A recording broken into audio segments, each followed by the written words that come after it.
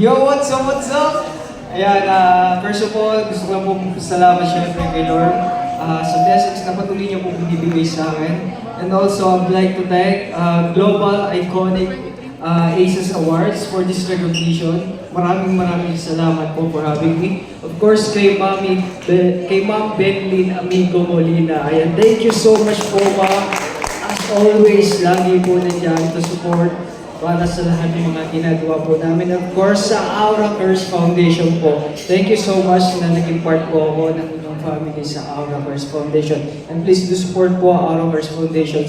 Isa po sila sa nagbibigay po ng tulong sa mga taong nangangailangan din. And thank you po na naging part po ako ngayon, Ma'am.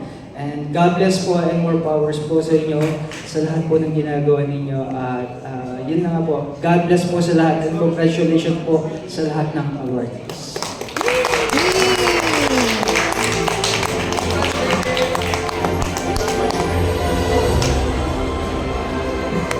Alright?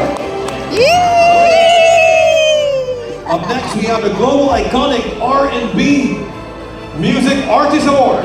And it goes to the one and only